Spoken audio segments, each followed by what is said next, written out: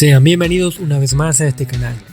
Ya habiendo resumido la primera y la segunda temporada, hoy toca resumir la tercera, la que por la mayoría es considerada como la mejor temporada y con la que yo también coincido, así que sin más introducción, empecemos. Bien como nos habían aclarado, al final de la segunda temporada, los campistas decidieron irse por su cuenta, y después de varios intentos fallidos, retoman la idea de irse en balsa. Y Kenji menciona el punto mirador, donde pueden usar las velas de los parapentes como parte de la nueva balsa. Brooklyn y Jasmina descubren que este es el asentamiento de los dimorfodones, les empiezan a atacar y escapan en parapente, hasta que la situación es salvada por Ben y Bumpy.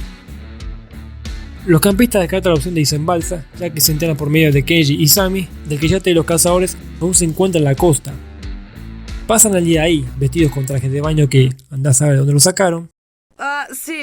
Siempre que observen uno de esos detalles, un hechicero lo hizo. Y para su mala suerte, el costado del yate se rompe, y van al muelle a buscar materiales para repararlo. Para empeorar la situación, 3 Oranosaurus alterados les atacan. Los persiguen hasta el yate, donde son espantados por fuegos artificiales. El yate se queda sin gasolina, y van a buscar al penthouse de Kenji, como también buscar otros objetos que les servirán en la navegación, como una brújula, un monocular y un sellador. Mientras buscan esas cosas, varios monolofosaurus les atacan. Ben, Sammy y Jazz escapan por el ducto de ventilación, mientras que Kenji, Darius y Brooklyn escapan por el ducto del ascensor. Hasta que ambos grupos coinciden en el bosque.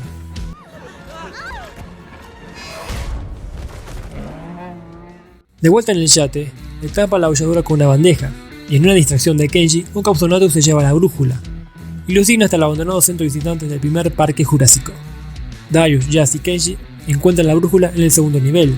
En un momento, aparece la Velociraptor Blue, les persigue y escapan en un coche convenientemente ubicado. Mientras tanto, Sammy y Brooklyn van a averiguar más sobre el E-750, donde dan con información importante para los siguientes episodios, como que el E-750 fue el primer híbrido que se llama Scorpius Rex, y también descubren que se escapó. Tengo miedo. Sammy y Brooklyn corren a avisarles al resto de los campistas. Se apresuran para irse, pero la vecina se atormenta. La tormenta se avecina. Y se ven obligados a quedarse. Electrifican la cerca para evitar que la Scorpius entre, pero no contaban que el híbrido puede saltar alto. La aberración genética los intenta cazar, pero se retira cuando escucha un rugido similar al suyo. Las bananas enfrentas, mantegosas, traigo señoras, traigo fotos, cebolla, Y los campistas suspiran de alivio. Desafortunadamente, no todos se salvaron, ya que Sammy resultó herida por las púas venenosas de la Scorpius durante el ataque. Hasta que Brooklyn recuerda que en el laboratorio de Wu hay un antídoto para tratarla. Jazz corre a buscarla, consigue el antídoto y en vez de salir por dentro, sale por otro lado.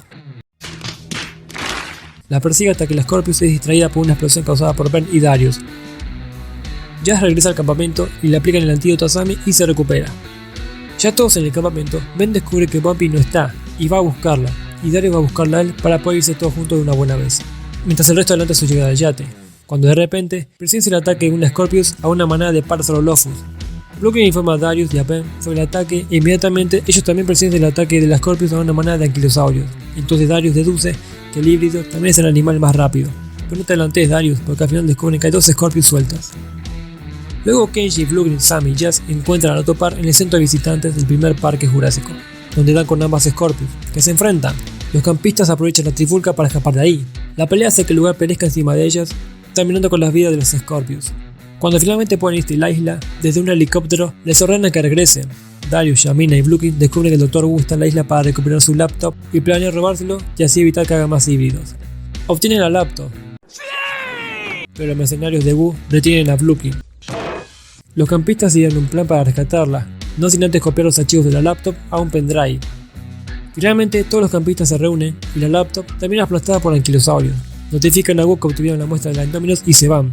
Los campistas regresan al yate, donde finalmente logran irse de la isla.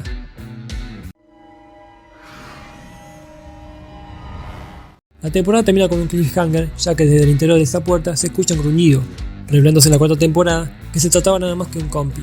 Esos bastardos me mintieron. Como dije al principio del video, esta es considerada por unanimidad como la mejor temporada de la serie, ya que desde el primer episodio está cargado de acción.